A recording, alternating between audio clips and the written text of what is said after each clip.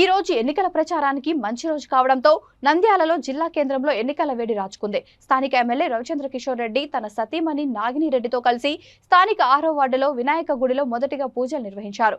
తర్వాత అక్కడే ఉన్న దర్గాలో జగజ్జనని ఆలయం నందు పూజలు జరిపించి తన ప్రచారాన్ని ప్రారంభించారు. గడప గడపకు తిరిగి ఫ్యాన్ గుర్తుకు ఓటు వేయాలని ఎమ్మెల్యే రవిచంద్ర కిషోర్ రెడ్డి అభ్యర్థించారు. తన ప్రత్యర్థి అయిన టీడీపీ అభ్యర్థి ఎన్ఎండి ఫరూక్ పై విమర్శనాస్త్రాలు సంధించారు.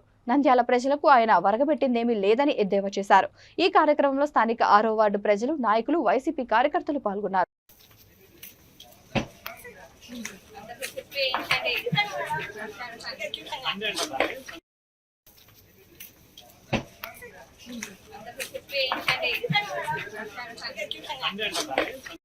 నంద్యాలలో కూడా శిల్పా కుటుంబం 4వసారి జెండా ఎగిరైపోతుంది.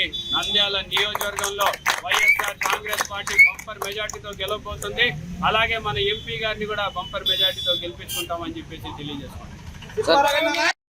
27 మార్చి నుంచి ఊరుతాన ఇప్పుడు కూడా నంద్యాలలో ఎలక్షన్ క్యాండల్స్ మొదలు పెట్టాలంటే దేవుడి ముందు 6వ వార్డులో స్టార్ట్ చేయడం జరిగింది. మరి ఇప్పుడు కూడా ఇక్కడ నుంచి మొదలుపెట్టిన ప్రతిసారి కూడా సక్సెస్ అవుతూ వచ్చాం.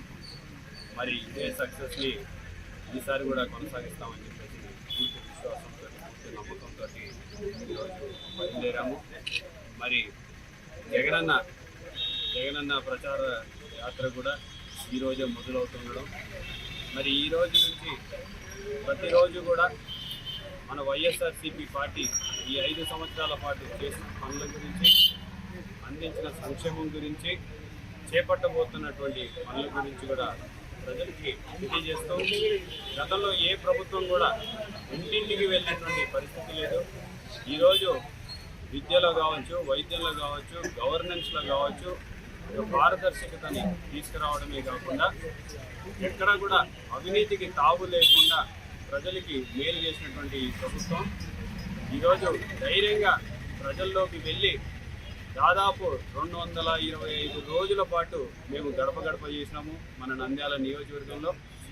మరి ధైర్యంగా ప్రతి వార్డులో కావచ్చు, ప్రతి ఊరిలో కావచ్చు వెళ్ళి ఈరోజు ఓటు అడిగే పరిస్థితి వైఎస్ఆర్సీపీ పార్టీకి ఉంది. మరి మనం చూస్తున్నాం మన ప్రతిపక్షాలు ఈరోజు కనీసం ఒంటరిగా రావాలన్నా సరే రాలేనటువంటి పరిస్థితి.